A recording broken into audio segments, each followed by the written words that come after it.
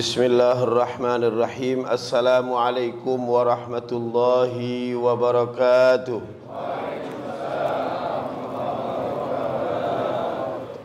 Al-Mahmud huwallahu jalla jalaluh, wal musalla alaihi Muhammadun wa aluh. Alhamdulillahi rabbil alamin. Wa ashhadu an la ilaha illallah waliyyus salihin. Wa ashhadu anna sayyidana wa nabiyyana wa azimana wa habibana wa syafi'ana Muhammadan Rasulullah khatamul anbiya'i wal mursalin. Ya Rabbi salli wa sallim wa barik wa karrim ala sayyidina Muhammadin tibbil qulubi wa dawaiha wa afiyatil ajsadi wa shifaiha wa nuril absari wa jilaiha wa ala alihi wa sahbihi wa barik wa sallim. Amma ba'd. Yang terhormat para asatidz ahli warisnya Rasulullah sallallahu alaihi wa alihi wasallam, bil khusus ada Kiai Haji Muhammad Idris, ada Ustadz Farghab sahibil wilayah, mau bilang sahibul bait, sahibul wilayah. Ada teman saya juga, ada Ustadz Shibli, ada Ustadz Muhadi, juga ada Ustadz Hifzillah, hadirin dan hadirat umatnya Rasulullah sallallahu alaihi wa alihi wasallam. Jamaah sekalian, alhamdulillah pagi ini kita udah bangun ya, pagi-pagi. Tatajafa junubuhum 'anil madaji yad'una rabbahum. Berarti punggung kita belum kering ya, belum sempat nempel udah bangun lagi. Apalagi Al-Fagir tadi nyampe sini jam 3 lewat jam 4. Bingung gak tuh? Jam 3 lewat jam 4. Jam 4 lah nyampe sini. Nah jamaah sekalian, alhamdulillah pagi-pagi ini Rasulullah sallallahu alaihi wasallam kalau ngelihat nih senang nih. Ya pagi-pagi antum semua udah jauh-jauh datang. Yang jauh sih sebenarnya aneh nih, condet ya. Datang jauh-jauh untuk mendengarkan mungkin hadis atau dua hadis bagaimana keindahan baginda Nabi besar Muhammad sallallahu alaihi wa alihi wasallam.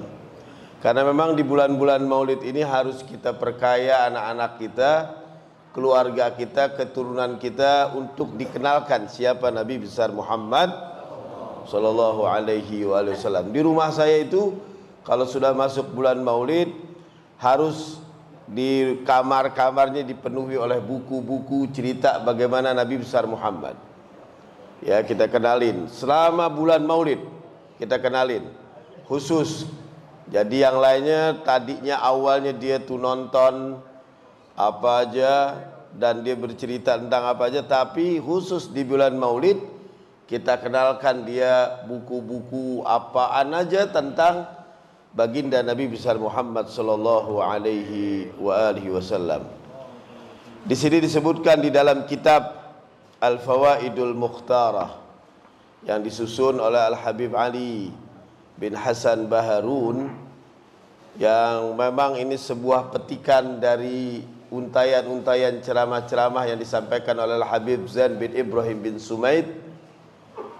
Ini di bab yang terakhir mungkin, mahabbatullahi ta'ala wa rasuluh, ya tentang bagaimana cinta kita kepada Allah Subhanahu wa taala wa rasulihi dan kepada rasulnya. Ada satu riwayat disebutkan di sini. Nanti walaupun di bagian makanan konsen aja ya. Lamma akhadhal musyrikuna Zaid ibn Dusaina. Waktu orang-orang kaum musyrikin ini mengambil sahabat, diculik seorang sahabat yang bernama Zaid ibn Dusaina. Ada menyebutnya Dusaina radhiyallahu anhu. Wa makatha indahum asiran dan dia di tempat tinggalkan itu sebagai asir, tawanan. Summa akhrajuhu minal haram liyaqtuluh. Kemudian dikeluarkan dari tanah haram, dari tanah Mekah untuk dibunuh. Walamma quddima lil qatl, waktu lagi mau persiapan mau dibunuh, qala lahu ba'dul musyrikin, seorang musyrikin ini bilang sama dia, ana syuddukallahu ya Zaid, semoga Allah mencelakakan kamu wahai Zaid. Atuhibbu anna Muhammadan al-ana indana makanak yadribu unuqahu wa annaka fi ahlik. Kamu mau gak bahwasanya Nabi besar Muhammad sekarang ini di posisi kamu, ya, yadribu unuqahu, aku akan penggal lehernya, wa annaka fi ahlik, gantian kamu pulang dengan keluarga kamu. Ini Zaid ibn Duzana udah bainal hayat wal maut, fi buhbuhatil maut, udah hampir meninggal. Orang kata Abu Sufyan gini, ini orang meninggal apa kagak sih gitu. Oh, meninggal kali. Ketika lagi setengah-setengah hidup gitu, wa qala radhiyallahu taala anhu, langsung ngedengar kata Rasulullah mau dipindahin, apa kata dia? Langsung bangun. La, wallahi ma uhibbu anna Muhammadan al-ana fi makanihi alladhi huwa fihi tusibuhu syaukatan wa inni jalisun fi ahli. Tidak, aku tidak suka atau tidak ridho bahwasanya Nabi Muhammad sekarang di posisi aku, atau di posisi dia sekarang dalam keadaan tertusuk duri, sedangkan aku dalam keadaan di rumahku bersama keluarga. Jadi dia jangankan Nabi Muhammad itu dipindahin posisinya seperti dia. Dia dengar aja Nabi Muhammad itu kena duri dan dia dalam keadaan santai bersama keluarganya, dia tidak redok sama sekali. Faqalu, orang-orang musyrikin satu sama lain saling menoleh sambil mengatakan, ma ra'aina ahadan yuhibbu ahadan ka hubbi ashabi Muhammadin Muhammadan. Belum pernah aku melihat, belum pernah kami melihat seseorang mencintai seseorang seperti cintanya sahabat Nabi kepada Nabi besar Muhammad sallallahu alaihi wasallam. Ini artinya bagaimana? Ini kitab ada di kitab judulnya Jarabul Miskin, ya, halaman 72. Al Habib Ali bin Hasan Baharun menyusun untuk dijadikan satu pelajaran buat kita. Nah, ini kan ada orang suka tanya, apa yang bisa mengakibatkan sahabat-sahabat Nabi radhiyallahu taala anhu itu sampai begitu? Apa yang membuat? Apakah cuma tiba-tiba begitu aja? Enggak. Kita tidak mungkin memetik kecintaan kalau yang ditanam adalah kebencian. Kita tidak mungkin memanen ketulusan dari orang lain kalau kita bersifat angkuh. Nah, Nabi besar Muhammad sallallahu alaihi wasallam, sahabat-sahabat cinta kepada Nabi ini bukan sekedar simsalabim langsung cinta, tapi pasti ada hasil dulu. Nabi itu berbuat apa sebelumnya, dan kemudian sahabat juga ngelatih. Makanya tadi dari awal kita sudah mengatakan bahwa di saat kita mencintai Nabi besar Muhammad sallallahu alaihi wasallam itu dilatih. Makanya orang-orang tua kita, sesepuh kita dulu bagaimana dalam tanda kutip merekayasa agar kita ini bisa cinta kepada Nabi besar Muhammad sallallahu alaihi wasallam dari hal-hal kecil. Ya, dari hal-hal kecil orang-orang tua kita buat tradisi-tradisi yang awalnya dari awal kecil, dari tahlil, dari maulid, dari semuanya, dari pertama kali itu. Pertama kali 7 bulan. 7 bulan itu didatengin tim-tim hadroh, dibacain sholawat. Di dalam sholawat dibacakan nama Nabi besar Muhammad. Waktu lagi besar dikit mau dikhitan atau akekah dulu, di akekah dibacain maulid lagi. Di situ disebut nama Nabi besar Muhammad. Waktu lagi mau dikhitan juga begitu. diundang mubalik ceramah, dibacain tim hadrah, ya, tim hadrah pada bacain sholawat. Di situ disebut nama Nabi besar Muhammad. Terus sampai dia menikah.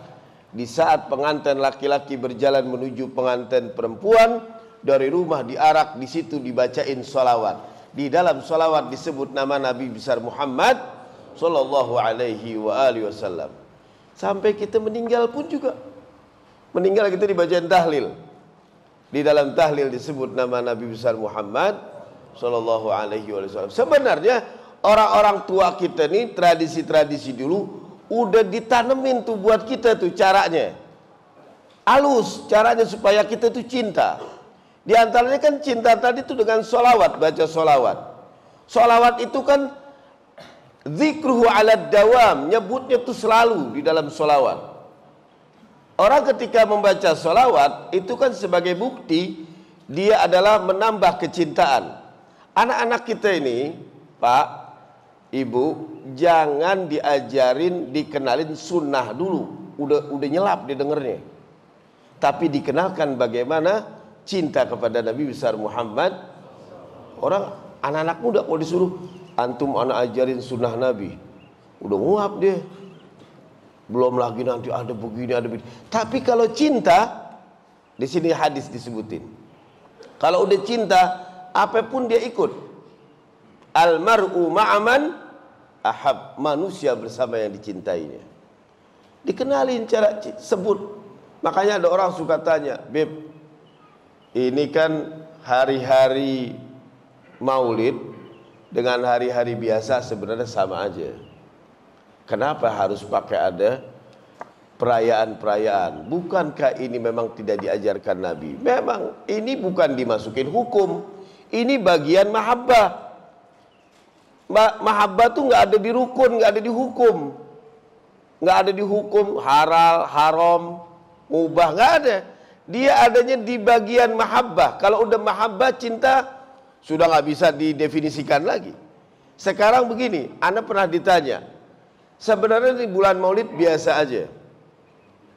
Ketika bulan Maulid menjadi biasa, Anda umpama, Anda dulu waktu sebelum nikah di pesantren Jawa Timur, mau dikenalin dengan seseorang.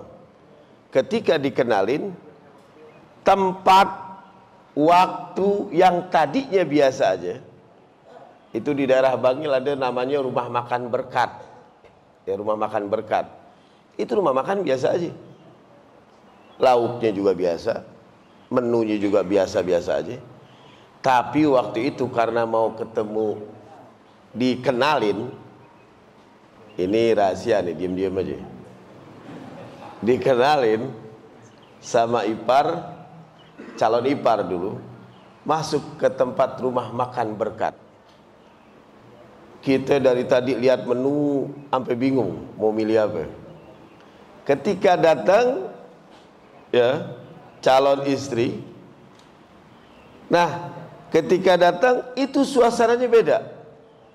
Makan tuh jadi serba salah. Kita mau ngapain juga beda. Nah, suatu saat ketika anak lewat lagi sama istri lagi mau masukin anak di pesantren, kita bernostalgia di rumah makan berkat. Rumah makan yang tadinya biasa itu bisa menjadi istimewa. Tadinya biasa aja, bisa jadi istimewa. Dan tanggal yang pada saat itu yang biasa-biasa aja, itu bisa menjadi istimewa juga. Kenapa? Karena di situ ada satu peristiwa. Apa? Di saat saya bertemu dengan calon istri. Sama, antum juga kan, yang penggemar lagu Mas Habi, atau penggemar lagu Deloitte, apalagi Pampers. Dulu kan biasa-biasa aja tuh, dengar biasa-biasa aja. Cuman kalau pas lagu itu bersamaan dengan waktu itu kita lagi kasmaran, tuh lagu jadi enak. Iya, yeah. Sampai kita request lagi sama supir, lagu yang tadi boleh tuh, lagu yang tadi. Akhirnya pikiran kita kemana-mana. Kenapa? Karena di situ ada satu peristiwa. Sama bulan Maulid, Mekah Mukarramah, Mekah tuh panas, Pak. Ademan Depok. Kenapa Mekah bisa jadi Mukarramah? dan Depok ghairu mukarramah. Karena di situ ada satu peristiwa, dilahirkannya Sayyidil Wujudi Muhammad. Bulan Maulid biasa aja, tapi bulan Maulid bisa menjadi istimewa karena di situ bertepatan dengan lahirnya Sayyidina Muhammad. Begitu. Nah, kita juga begitu, dilahirkannya Nabi besar Muhammad sallallahu alaihi wasallam itu yang menjadi istimewa.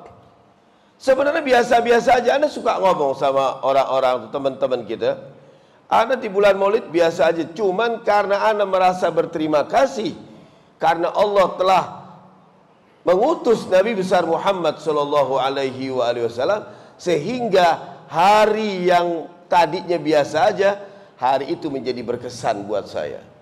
Khusus kita aja suka merayakan hari organisasi, toh biasa-biasa aja. Tapi ketika dilahirkannya Nabi besar Muhammad sallallahu alaihi wasallam, itu bisa menjadi istimewa. Bukankah ketika Sayyidina Ali karramallahu wajhah lahir di situ Nabi besar Muhammad sallallahu alaihi wasallam, untuk mengenang, akhirnya Sayyidina Ali membuat untayan-untayan kata. Apa dia bilang? Waj'al syara'ifa salawatik wa nawamiya karamatik antusalliya ala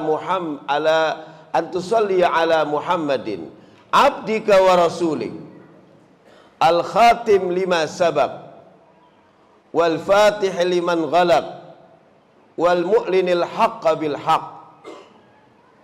Ya Allah, dengan kemuliaan solawatmu, dengan tumbuhnya berkahmu, berikanlah solawat kepada hambamu yang mana al-fatih, yang mana al-khatim lima sabab, dia penentu dari yang telah lalu, wal fatih liman ghalaq, dia pembuka daripada apa-apa yang tertutup, wal mu'linil haqqa bil haqq, dan dia mengumumkan sesuatu yang benar dengan cara yang benar. Ini terkenal. Makanya waktu di As-Saghofah Al-Faqir dulu di tahun-tahun 90-an itu masih belajar di As-Saghofah, dibaca nih ginian nih sama Sayyidil Walid Al-Habib Abdurrahman Ahmad As-Segaf, disuruh baca nih ginian nih, rame-rame kita baca. Dia dengan mengambil untayan-untayan yang dibuat oleh Hasan Al-Basri radhiyallahu taala anhu. Beliau katakan, Al-Khatim lima sabaq, Al-Fatih lima ughliq, An-Nasiril haqqa bil haqq. Ya. Ini apa? Ini ketika lagi dilahirkannya Nabi besar Muhammad sallallahu alaihi wasallam, Sayyidina Ali kemudian mengenang bagaimana mensifati Nabi besar Muhammad sallallahu alaihi wasallam. Pertama apa? Al-Khatim lima sabaq. Khatim penutup daripada apa yang telah lalu. Asal kata dari khatam. Sekalian mengunjukin cincin saya. Jadi kalau orang-orang dulu nulis surat panjang-panjang ditutup dengan tanda tangan pakai khatam, stempel. Tahu? Orang dulu stempelnya pakai cincin. Penutup, ditutup sudah.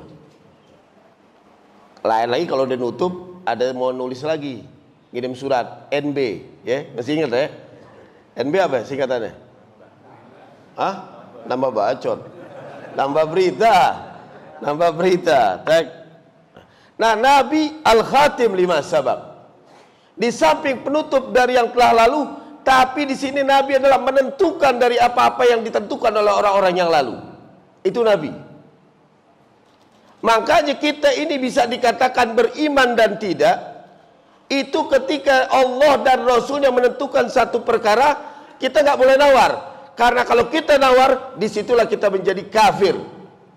Berkali-kali ketika ayat Al-Quran mengatakan di surah Al-Ahzab, wa ma kana li mu'minin wala mu'minatin idza qadallahu wa rasuluhu amran ayyakuna lahumul khiyaratu min amrihim. Kalian tidak dikatakan beriman laki-laki dan perempuan tidak dikatakan mukminah. Kapan? Idza qadallahu wa rasuluhu amran, apabila Allah dan Rasulnya memutuskan satu perkara, ayyakuna lahumul khiyaratu min amrihim. kamu masih pilih-pilih. Wa may ya'sillaha wa rasulahu, kalau kamu berkhianat dengan apa yang ditetapkan oleh Allah dan Rasulnya, faqad dhalla dhalalan mubina, kamu menjadi orang yang sesat yang nyata. Al-Khatim lima sabaq.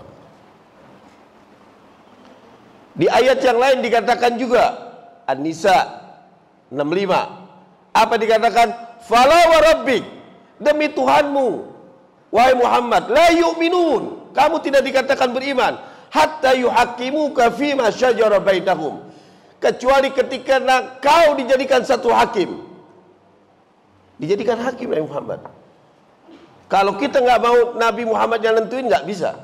Summa la yajidu fi anfusihim harajan mimma qadait, dan di hatimu tidak boleh ada keberatan sama sekali. Wa yusallimu taslima, maka seluruh urusan diserahkan kepada Allah semuanya sama Rasulnya. Jadi Nabi Muhammad Al-Khatim lima sabaq. Jadi kita ini maksiat kepada Allah dan Rasulnya bukan cuma maksiat berbuat. Kita menganggap perintah Allah itu nggak layak juga itu maksiat. Iblis itu dosanya bukan cuma karena tidak sujud kepada Adam, tapi perkaranya adalah ketika iblis menganggap bahwa perintah ini nggak layak buat dia. Itu ketika kita ada tuntunan-tuntunan dari Nabi begini, harus baik, harus sopan, Nabi luwes, itu adalah tuntunan buat kita. Tapi kalau dalam hati kita ada merasa bahwa perbuatan ini terlalu mendikte saya dan gak layak, itu kita juga sama harajan mimma qadait. Karena Nabi apa? Al-Khatim lima sabaq, penentu dari yang telah lalu. Waktu para anbiya ini bawa umatnya untuk dijadikan ini benar, ini tidak. Semua anbiya ini, para nabi-nabi bawa umatnya. Tapi seluruh para nabi baru bisa disahkan kesaksiannya setelah didatangkan Nabi Muhammad. Fa kaifa idza ji'na min kulli ummatin bi syahidin wa ji'na bika ala haula'i syahida.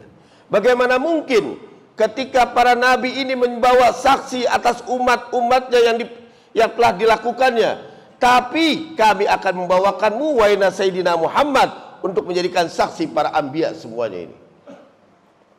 Al-Khatim lima sabaq. Jadi hebat Nabi kita ini. Yang berikutnya, ketika Allah menentukan kiblat di Mekah, Nabi juga yang menentukan. Jadi awalnya ini kiblat ada di Baitul Maqdis. Kiblat di Baitul Maqdis. Nah, Nabi ini suka ngelamun, membayangkan, bukan sering ngelamun, kadang-kadang melamun membayangkan tanah kelahirannya. Ya Allah, Mekah. Ya wajar lah kalau kita keluar negeri kadang-kadang atau ke daerah tempat lain, kadang-kadang kangen sama daerah kita. Kalau dulu kita di pesantren tuh, aneh di pesantren dulu kebayang nasi uduk tetangga. Ya.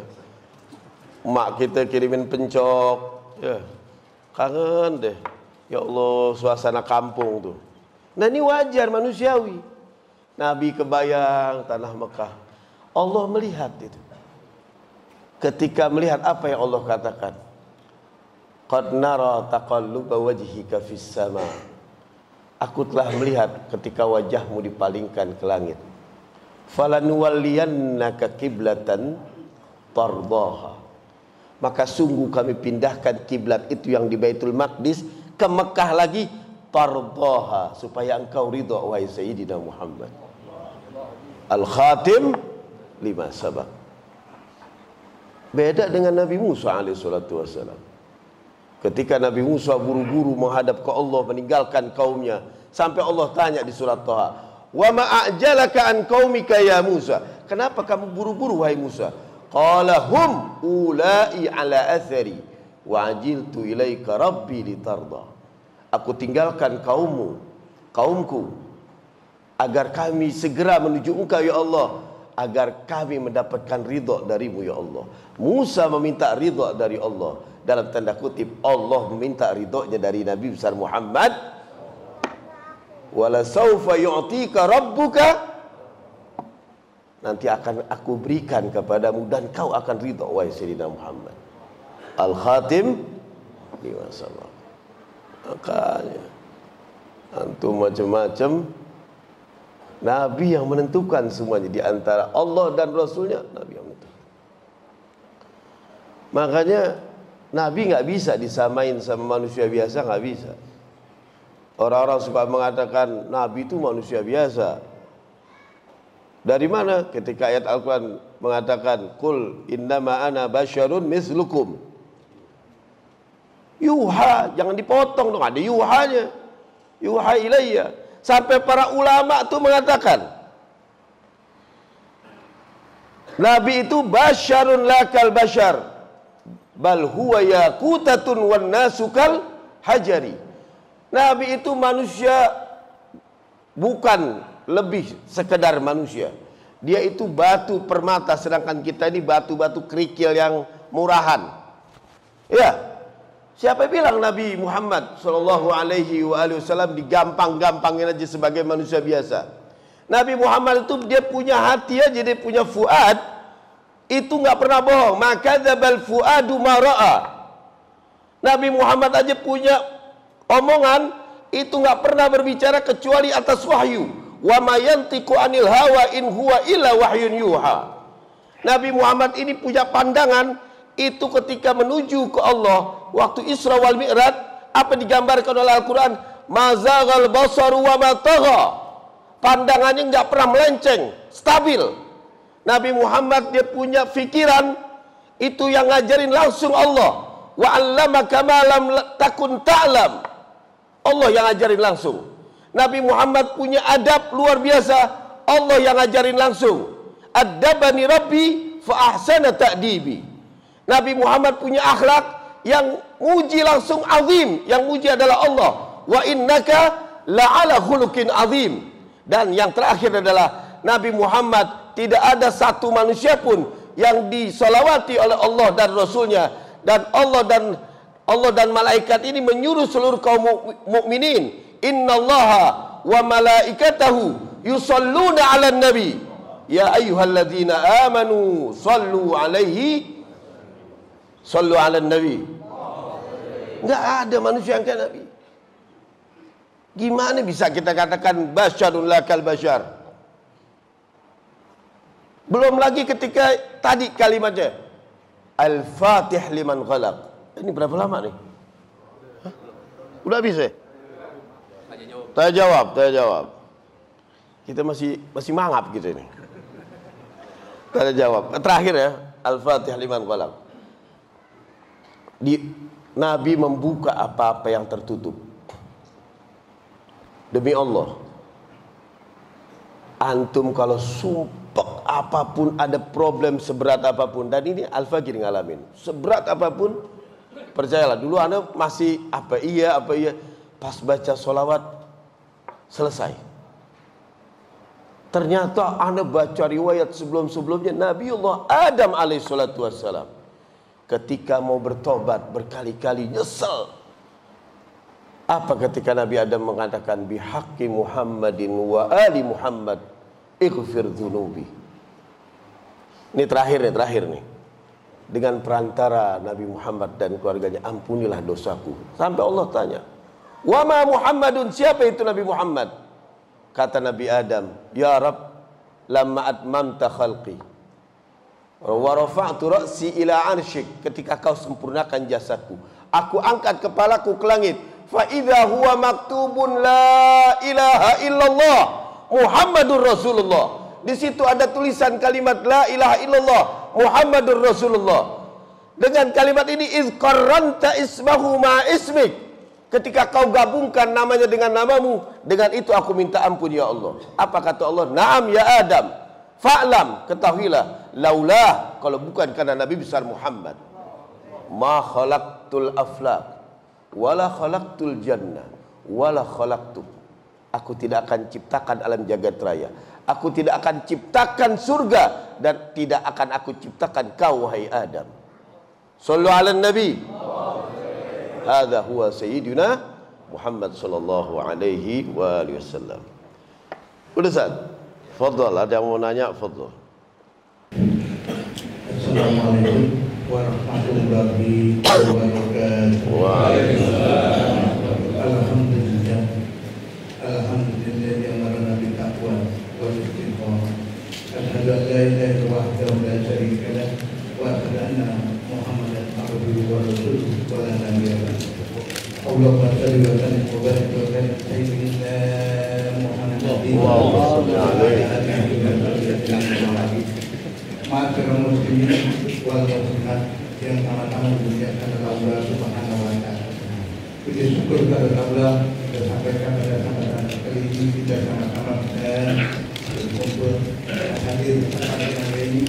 Mudah-mudahan apa yang kita laksanakan pada kesempatan kali ini mendapat ridha dari Allah Subhanahu wa taala dan mendapat ilmu yang bermanfaat. Amin. Salawat dan salam semoga curahkan kepada junjungan kita Nabi besar Muhammad sallallahu alaihi wasallam. Pada sahabat insyaallah termasuk kita umatnya yang senantiasa menjalankan syariat ajaran ini. Al-Mukarramun guru-guru kita yang Al-Masih Al-Habib Dr. Haikal Al-Idrus bin Husain Al-Idrus, ya, serta orang tua kami Kiai Dr. Abdul Ghafur, orang tua kami Kiai Insinyur Idrus Akari, para akadis, para kiai yang tidak dapat kami sebutkan satu namun tidak mengurangi rasa mahabbah cinta kami kepada beliau. Mudah-mudahan para orang tua kita, para kiai dan sesepuh, mudah-mudahan diberikan kesehatan oleh Allah Subhanahu wa taala. Panjangkan umurnya, dimudahkan rezekinya, segala urusannya dimudahkan oleh Allah Subhanahu wa taala, bisa berkumpul bersama kita.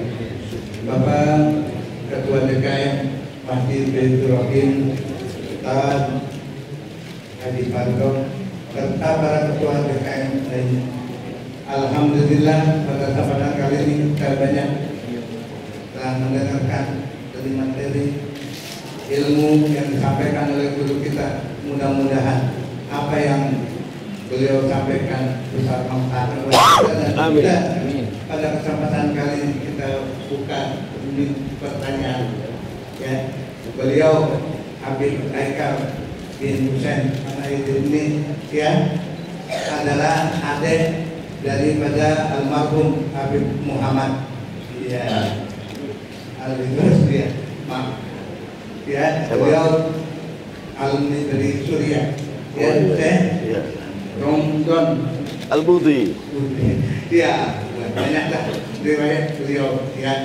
Nah, maka dari itu, ya, mari sama-sama kita mulai awal ini. Sebelum pertanyaan kita baca suratul Fatihah.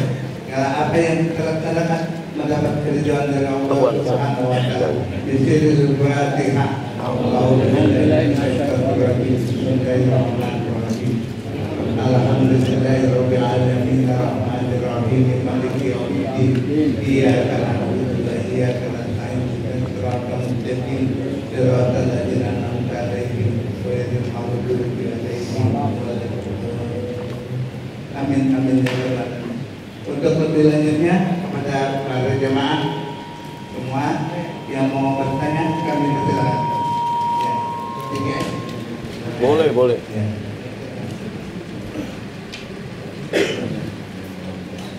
Oh ya. Baik, Habib, saya perkenalkan diri, nama saya Bikman dari Masjid Baitur Rahim, Beji Timur, jauh juga dari sini. Beji Timur. Terima kasih Habib atas penjelasan. Lalu kami ini berkembang masalah nasab. Ini yang ingin saya konfirmasikan. Kami sebetulnya sangat cinta pada Habib karena guru kami. Tapi dalam waktu dekat ini ada berkembang masalah nasab. Paling tidak ada 3 hal yang berkembang. Pertama, yang membuat nasabnya Nabi itu kontroversial atau menolak. Yang kedua, ini lebih netral lagi, biasa saja lah, ini perbedaan pendapat.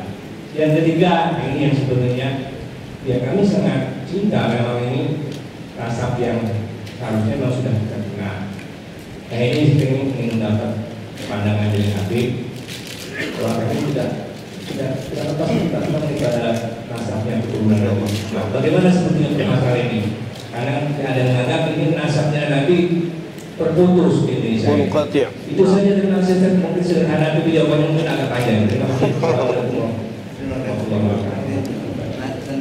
Boleh, langsung boleh. Assalamualaikum warahmatullahi wabarakatuh. Saya nama Pak Rayani dari Masjid yang di Istiqomah, Depok. Ada beberapa hal yang saya sampaikan berkenaan dengan penjelasan luar biasa dari ahli Kudus tentang bulan Rabiul Awal Maulid. Pertanyaan pertama adalah bahwa jika hidup kita Nabi besar Muhammad SAW melahirkan, maka masyarakat di sana masih menganut sistem jahiliyah. Yang saya tanyakan, berikan oleh Habib kegiatan apa, peribadatan apa yang bersifat jahiliyah. Yang kedua, di bulan yang baik ini Maulid Nabi Muhammad SAW, ada beberapa amalan-amalan yang bisa kita lakukan untuk menjunjung Nabi kita Muhammad SAW. Yang saya tanyakan, apa saja yang dapat kita lakukan sebagai umat Islam untuk merayakan kelahiran Nabi kita Muhammad SAW. Ada dua pertanyaan tadi, kurang lebih maaf. Assalamualaikum warahmatullahi wabarakatuh. Ada dua pertanyaan. Ada lagi? Saya mau bertanya langsung saja. Ada kalimat anta syamsun, anta badrun, anta nurun, fawqa nur. Banyak kami yang tidak paham tentang kalimat itu. Mohon dijelaskan. Surah Al-Jazir. Nah. Ada 3 pertanyaan sudah. Udah. Ya, untuk pada Habib kami. Bismillahirrahmanirrahim. Alhamdulillah, pertanyaannya luar biasa. Pertanyaan jamil, tempatnya jamil, dan waktunya juga jamil. Pertama tentang nasab. Nasab ini memang kalau menurut Al-Faqih, memang kalau yang jawab ada agak enak sih ya kalau menurut nasab. Jadi yang jawab jangan ada. Kalau masalah nasab ini memang dari dulu ketika ini nggak apa-apa nih, ada cerita tentang sejarah ya. Waktu para ahlul bait itu digiring menuju Kufah ila Syam, tahu, setelah terbunuhnya Al-Husain di Karbala bersama para keluarganya, ada Zainab Al-Kubra. Di situ ada sisa seorang laki-laki yang bernama Ali Zainul Abidin ibn Husain, yang sampai terakhir dijulukin Ali Zainal Abidin As-Sajjad karena dia sering sujud radhiyallahu ta'ala. Pada saat itu dialah yang tidak dibunuh.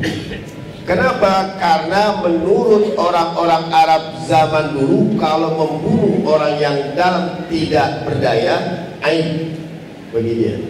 Satu-satunya dipertahankan. Sebelumnya ketika lagi datang Al-Imam Ali Zainal Abidin bersama para seluruh keluarganya, ini kalau dicerita bapak sejarahnya itu, ada orang-orang yang dari dulu aja udah nggak percaya tentang bagaimana keluarga Nabi. Udah nggak percaya itu. Karena apa? Karena semenjak terbunuhnya Ali bin Abi Thalib itu, beberapa ceramah-ceramah itu memang sudah menyudutkan keluarga Nabi Muhammad Sallallahu Alaihi Wasallam. Ketika disudutkan, lihat nanti aku baca sejarah, jangan ukuran kata anak. Itu langsung Al-Imam Ali Zainal Abidin mengatakan kepada orang yang mengatakan, kamu coba adzan. Ketika adzan sampai asyhadu anna Muhammadar Rasulullah, ditanya, siapa itu Muhammad? Jadduk am jaddi? Kakekmu atau kakekku? Gak ada tahu. Ada jaddi, kakekku. Jadi dari dulu orang-orang sudah dikaburkan bagaimana keluarga Nabi itu dari dulu. Tapi subhanallah, antum kalau baca surah Al-Kautsar kebalikannya nanti. Ketika inna a'tainakal kautsar fashalli li rabbika wanhar inna syani'aka wal abtar. Surah Al-Kautsar ini nanti akan mewujudkan bahwasanya justru keluarga Nabi itu makin banyak di saat orang-orang menuduhnya pada waktu itu mantul dari Sayyidah Fatimah radhiyallahu ta'ala. Nah ini sudah berkali-kali. Terus di zaman Hadramut juga, waktu di zaman komunis sudah mulai begitu juga diragukan. Padahal start keluarga bisa jadi ada orang mengatakan begini, mestinya kan kalau anak punya anak perempuan nikah sama marga yang lain pasti ikut laki, kenapa harus ikut perempuan kan gitu. Tapi dia lupa itu buat manusia biasa. Tapi ketika Nabi mengatakan nasabnya itu start mulai itu dari mana? Ketika Nabi melindungi para keluarganya itu di selendang yang namanya apa yang Imam Bukhari bilang kisah diselimutin itu. Start di situ barulah timbul para keluarga Nabi. Jadi masalah nasab dari dulu memang sudah orang-orang berusaha mungkin untuk mencari-cari bagaimana ini muncul keraguan. Jangan jauh-jauh. Abuya Sayyid Muhammad bin Alwi Al-Maliki itu murid-muridnya kan banyak yang dari Indonesia. Mereka kalau tidak udah mengatakan sih kalau ini bukan ini selesai. Bahkan di Hadramut itu ketika kita menyebut umpama Anda sekolah di Syria. Anda menyebut di Syria.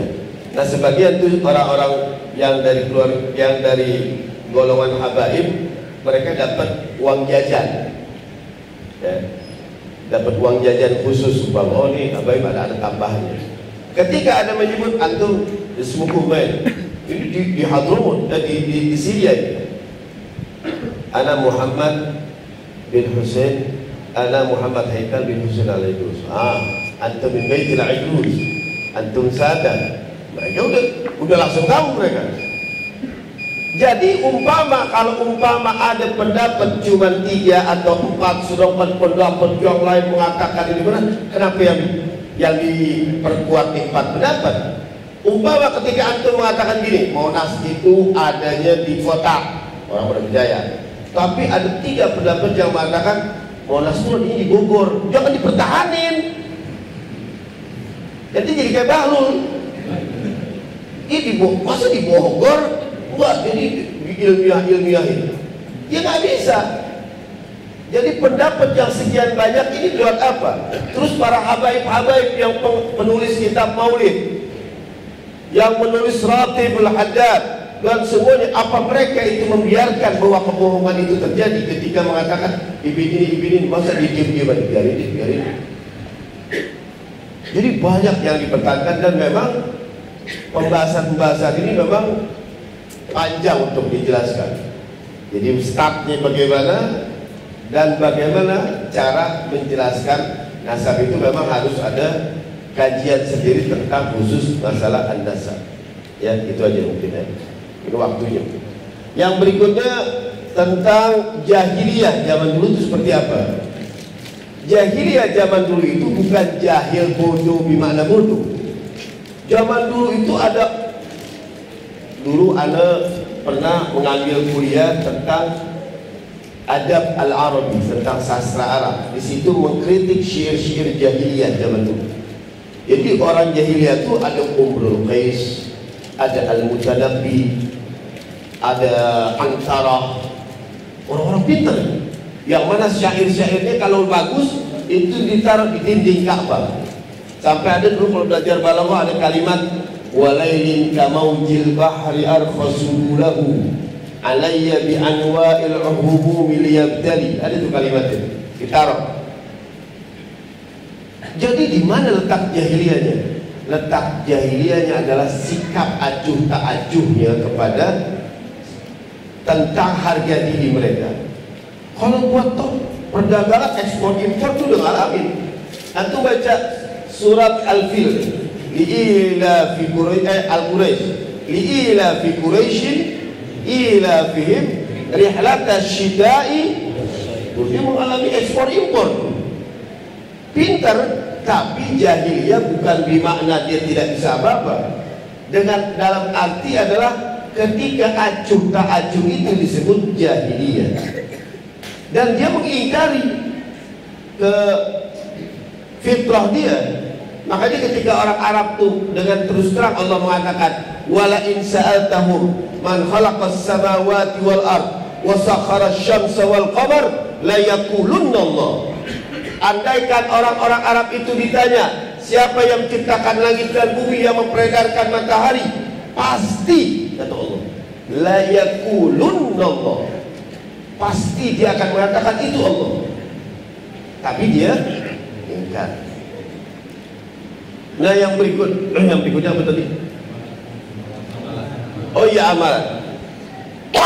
Amalan apa yang harus kita lakukan? Amalan-amalan ini pernah saya sampaikan di tempat Jailani. Ya di Jailani. Yang penting kita itu baca riwayat. Baca riwayat tadi. Muqaddimah kita bilang, kayakan anak-anak kita itu dengan riwayat-riwayat Nabi besar Muhammad sallallahu alaihi wasallam melalui cerita. Karena Al-Quran aja juga caranya dengan cerita. Apa kata Al-Quran di surat Al-Hud 120 102 ya kalau nggak salah. Wa kullan naqussu 'alaika min anba'ir rusul. Dari tiap-tiap rasul aku ceritakan kepada kamu wahai Muhammad. Apa manfaatnya? Ma nusabbit bihi fu'adak. Tak lain dan tak bukan adalah untuk memantapkan hatimu wahai Nabi Muhammad. Wa ja'aka fi hadhil haqq mau'izatun wa dzikra lil mu'minin. Dan yang berikutnya adalah merupakan nasihat. Dan yang satu adalah wa dzikra lil mu'minin. Dari sini kita bisa kenal bagaimana Nabi perilakunya. Dengan perilaku Nabi kita jadi nggak ngarang-ngarang berbuat. Ada orang yang berani, bagus. Jangan-jangan dia bukan berani. Kalau berani itu terpuji. Jangan-jangan dia kalau kata Betawi bilang kelotokan. Beda, kelotokan tercela, panasan tercela, temperamen tercela. Sedangkan Nabi berani. Berani itu lihat bagaimana dia kondisinya, sikonnya bagaimana, dia dalam posisi apa, itu namanya berani. Dengan mempelajari sirah Nabi kita akan tahu yang mana dermawan, yang mana boros. Boros, dermawan beda, boros tercela, dermawan terpuji. Dengan mempelajari sirah Nabi besar Muhammad SAW, kita bisa tahu yang bagaimana prinsip, bagaimana kaku. Saya kalau udah putih, putih, hitam, hitam, nggak bisa ditawar. Kaku namanya. Itu teka. Tapi kalau Nabi prinsip. Nabi punya pendapat, tapi apa? Wasyawirhum fil amr. Diajak musyawarah dulu. Bagaimana kalau begitu? Beda. Ya. Jadi Nabi itu ada sifatnya, ada ukurannya. Makanya sampai Allah mengatakan, laqad kana lakum fi Rasulillahi uswatun. Cuman 3 yang bisa diikuti. Liman kana yarjullah, bagi yang mengharap ikhlasnya Allah. Wal yaumal akhir, dia mempersiapkan hari akhirat. Wa dzakarallaha katsiran, sering menyebut nama Allah dan mengingat Allah. Zikir itu di samping dzakara, bahasa Arab di samping mengingat juga menyebut. Ada 2 arti. Di samping menyebut, antum mengingat. Antum mesti punya kenangan dengan Allah. Antum bagaimana mungkin kangen sama orang yang kagak kenal? Anu masya Allah, kangen bener. Tapi yang pengalaman enggak ada. Jadi gila itu. Nah ini punya kenangan dulu sama Allah. Makanya wa dzakarallaha katsiran. 3 yang bisa tuh ngikutin. Kalau enggak bisa. Nah inilah amalan-amalan kita mempelajari bagaimana sirah Nabi besar Muhammad. Nanti kita pelajarin ada perbedaan antara sunnah, perbedaan antara sirah, perbedaan antara milah. Ada lagi. Sirah terambil dari kata sara yasiru siratan. Bagaimana pola perjalanan. Ada yang disebut dengan milah. Milah itu gaya hidup. Ada lagi sunnah, amalan-amalan ibadah yang dilakukan Nabi. Jangan ketuker-tuker. Ini kita selama ini ribut cuma gara-gara yang mestinya milah dimasukin ke sunnah. Wah kena tuh. Makanya di situ ada pelajarannya, ya. Ada sunnah, ada milah, ada yang namanya satu lagi sirah, pola perjalanan Nabi. Nah itu udah lebih dua ya. Nah yang terakhir apa? Oh iya benar, waduh ini berat ya. Maksudnya anta syamsun, anta badrun, anta nurun fawqa nur. Itu Nabi Muhammad SAW. Waktu lagi mau Isra wal Mi'raj, itu kata malaikat Jibril katakan, di sini aku tinggalkan kau wahai Sayyidina Muhammad. Kata Nabi apa? Afi mithli hadza yatrukul khalilu khalilah. Masa di tempat kayak begini seorang kekasih meninggalkan kekasihnya? Kata malaikat Jibril, ya Muhammad, lau takhattaitu khutwah lah taraktu. Kalau aku melangkah sebentar aja, kebakar aku. Lianna hadzal makan lam yata'hul awwalun wa lam yata'hul akhirun. Ini tempat belum pernah ada orang yang bisa menginjak, baik yang akan datang atau sebelumnya, nggak ada. Sampai Nabi mengatakan masuk ketika cahaya itu fajajja biyan nuri zajja. Masuk cahaya demi cahaya tanpa terbakar sama sekali. Beda halnya dengan ketika Nabi Musa alaihissalatu wassalam, ketika di Al-Quran mengatakan waja'a Musa limiqatina, ketika Nabi Musa datang ke tempat yang dijanjikan, wa kallamahu rabbuhu, ketika Allah mengajak bicara, qala rabbi arini anzur ilaik. Ya Allah, aku tampakin dong, aku ingin melihat kamu. Kata Allah, lan tarani, enggak mungkin bakal bisa. Walakin undur ilal jabal, kata Allah, coba lihat gunung. Fa in istaqarra makadahu, kalau tempatnya itu pada posisi tepat, saufa tarani, fa saufa tarani, kau akan lihat aku. Apa? Falamma tajalla rabbuhu lil jabal, ketika Allah tampakkan cahaya itu di dekat gunung, ja'alahu dakka wa kharra Musa sa'iqa. Bumi itu meledak dan Musa pingsan. Ketika falamma afaqa qala subhanak, ketika sampai selesai, apa kata Musa? Maha suci Engkau ya Allah. Tubtu ilaik, aku bertobat padamu. Wa ana awwalul mu'minin, aku beriman padamu. Musa melihat nur enggak kuat, tapi Nabi Muhammad masuk cahaya demi cahaya. Al-Habib Abdul Qadir bin Ahmad As-Sigaf dari Jeddah, ketika ditanya masalah ini juga, ditanya kenapa Nabi Muhammad bisa masuk ke nur. Apa kata Al-Habib Abdul Qadir? Ringkas, jelas, singkat, padat. Apa? Ya adalah Habib khuliqa min dzalika nur. Karena Nabi Muhammad diciptakan dari itu cahaya. Nur minan nur, masuk cahaya demi cahaya. Nah, pujian anta syamsun anta badrun itu di dalam bahasa Arab disebut mubalaghah. Ada balaghah, tinggi, nggak masalah, nggak syirik itu. Ya, itu anak-anak TK itu suka nyanyi ya. Kasih ibu kepada beta, ya suka dia. Tak terhingga sampai untung-untungnya anak agama. Sampai di akhir apa? Bagai sang surya, bapak lo aja boleh gituin. Nabi Muhammad kagak boleh. Anta syamsun anta badrun, anta nurun fawqa nur, di atas jalan. Jadi orang tua kita aja boleh. Ini aja boleh. Sampai ada bilang, ada kalau merayu perempuan, kalau istri begini boleh gak? Ya, anak-anak muda ada lagi mau pacaran nih, boleh gak kita muji kau adalah pertama yang terakhir, kau ada syirik gak? Nggak kagak. Yang jadi masalah dia mau apa kagak? Habis itu dia mau apa kagak? Jadi kan gitu. Nah, jadi pujian-pujian seperti itu tidak masalah, tidak melampaui syirik sama sekali. Bahkan terakhir Muhammad Iqbal aja pernah mengatakan, Ahmad itu terambil dari Ahmad, mimnya turun ke bawah. Ketika Ahmad mimnya turun ke bawah, yang tinggal tulisannya apa? Ahad, betul kan? Mimnya turun ke bawah. Mim inilah yang menjembatani antara hamba dengan Allah. Mim inilah Sayyidina Muhammad yang menjelaskan kalau Allah menginginkan sesuatu dari mim ini yang bernama Sayyidina Muhammad. Berarti kalau kita cinta kepada mim, berarti kita juga mencintai Allah. Makanya ketika Al-Quran mengatakan qul in kuntum tuhibbunallah Ketika kau cinta kepada Allah, maka Allah pun akan cinta. Wa yaghfir lakum, kau akan diampuni dosa kamu. Itu Mas.